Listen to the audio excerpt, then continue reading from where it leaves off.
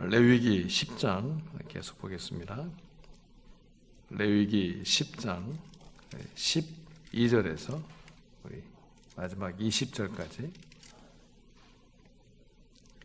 우리 한 절씩 교독하겠습니다. 레위기 10장 12절부터 보겠습니다. 모세가 그 아론과 그 남은 아들 엘르아살에게와 이다멜에게 이르되 여호와께 드리는 화제물 중 소재에 남은 것은 지극히 거룩하니 너희는 그것을 취하여 누룩을 넣지 말고 제단 곁에서 먹되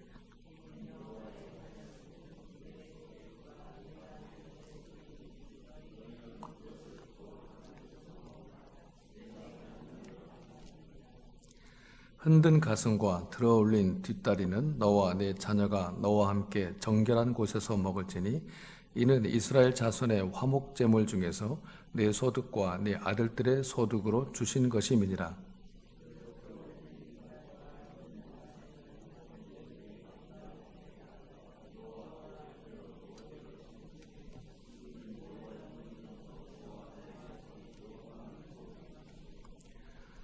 모세가 속죄제 드린 염소를 찾은즉 이미 불살난지라. 그가 아론의 남은 아들 엘르아살과 이다말에게 노하여 이르되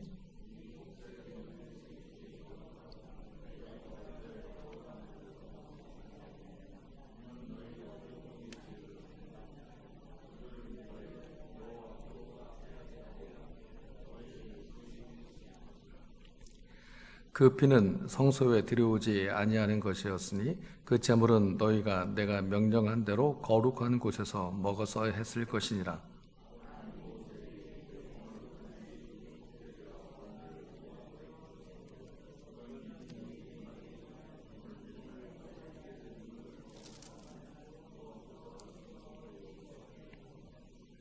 함께 봅니다. 모세가 그 말을 듣고 좋게 여겼더라. 아멘. 오늘 본문의 내용을 보면 아론이 그 나답과 아비후 두 아들을 잃은 지 얼마가 되지도 않아서 또 다른 두 아들 그 엘르아살과 이다말을 잃을 뻔한 아찔한 사건을 기록하고 있습니다. 이 사건의 발단은 이렇게 됩니다. 하나님께서는 그 백성들이 드린 그 제물 중에서 그 피를 성소의 향단 뿔에 바른 그 제물에 대해서는 그 진 밖에서 불사르도록 이렇게 명령을 하셨습니다. 그리고 성소까지 들어오진 않고 바깥 그 번제단 뿔에 바른 피를 바른 그 제물에 대해서는 제사장들이 그것은 이제 먹도록 이렇게 명령을 하십니다. 그리고 그것은 율법이었습니다. 반드시 지켜야 한다는 것이었죠.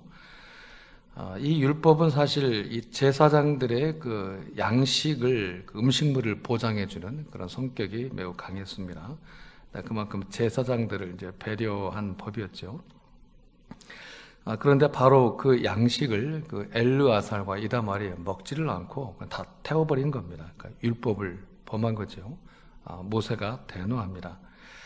이제 나답과 아비후가 죽은 지 얼마 안 돼서 이제 엘르아살과 이다말까지 죽게 생겼습니다. 그런데 이때 아론이 참 지혜롭게 대답을 하죠. 19절을 보면 아론이 이렇게 말을 합니다. 19절 우리 같이 보도록 하겠습니다. 시작.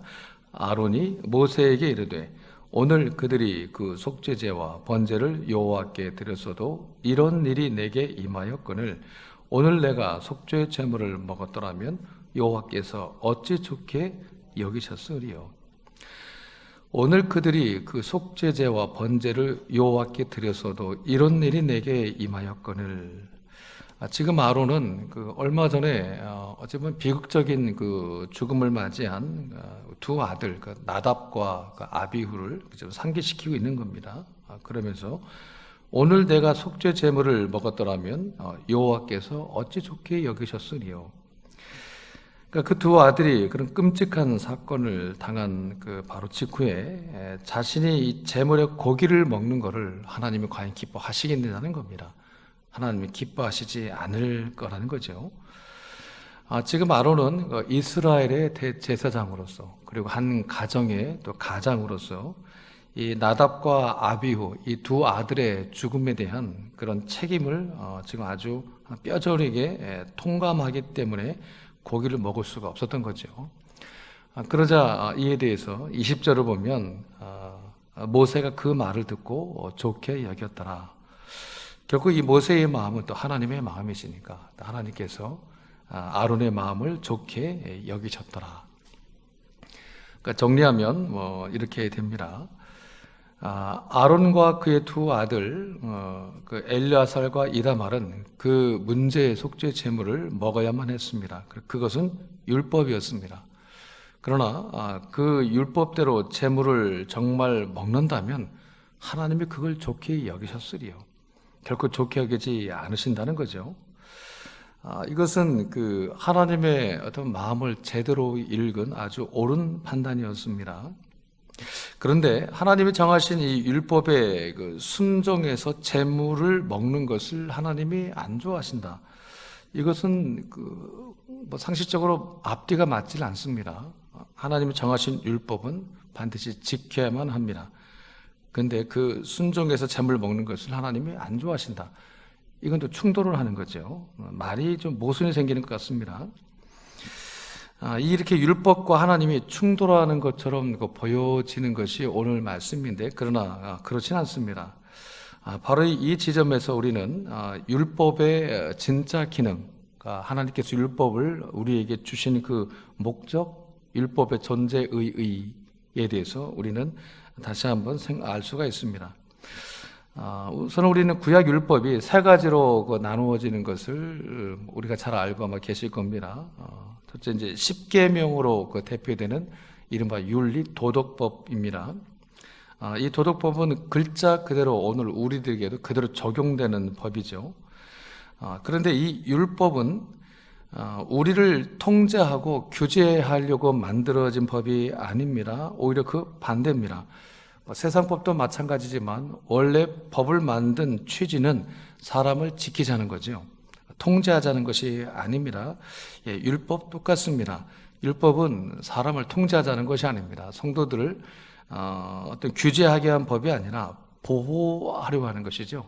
지켜내기 위한 법입니다. 이 십계명은 통제장치나 규제장치가 아닙니다. 보호장치입니다. 너희들은 하나님만 지켜야 돼. 하나님만 순종해야 돼. 이거는 통제하자는 것이 아닙니다. 오직 하나님만 섬기는 데야만 사람의 살 길이 있기 때문에 보호하기 위한 법인 거죠. 둘째로 이 율법은 하나님께 합당한 제사, 예배 드리는 법을 규정한 의식법, 제사법입니다. 그런데 이 의식법, 제사법은 오늘 우리들에게 글자 그대로 적용되지는 않습니다. 그러나 그 의미와 상징은 우리에게 그대로 적용되고 있는 것이 이 의식법입니다. 근데 그렇지 않고 이 제사법이 오늘 우리들에게도 글자 그대로 다 적용됐더라면 여러분들 우리 교회 본당 들어오실 때 이대로 못 들어오십니다. 다들 어떻게 해야 될까요? 다 손에 동물 하나씩 다 들고 있어야 합니다. 그것이 토끼든 뭐든 간에 다 좀 재물이 있으신 분들은 적어도 양쯤은 돼야 되겠죠. 다 들고 옵니다. 그럼 문 앞에서 제사장 역할을 맡고 있는 제가 어떻게 할까요? 손에 칼을 들고 그걸 다 잡아야 합니다. 완전히 피 바다가 되겠죠. 근데 그 피값을 우리 구주 예수가 다 대가를 치르셨기 때문에 그 예수 피값 공로 의지하여 이제 우리는 믿음으로 이 예배당 안에 들어올 수가 있게 된 거죠. 이 의식법, 제사법은 구약시대 이스라엘 백성들에게만 글자 그대로 적용되는 거고, 그렇지만 그 의미와 내용은 우리에게도 적용되는 겁니다. 마지막 세 번째로 율법은 구약시대의 이제 특성이겠죠. 신정 정치를 위한 시민법입니다. 그러니까 율법은 세 가지 특징이 있었던 겁니다. 도덕법, 제사법, 시민법. 오늘 본문에 나오는 그 율법은 제사법에 관한 문제입니다. 제사법은 그 제사자, 그러니까 예배자로 하여금 하나님의 마음에 합한 제사와 예배를 드리도록 도와주는 그런 도구입니다. 도구라고 했습니다. 그러니까 그 자체가 목적은 아니라는 거죠. 이 제사법은 하나님의 마음을 드러내는 통로입니다. 제사법이 하나님을 앞설 수는 없습니다. 도구가 목적을 앞설 수는 없으니까요.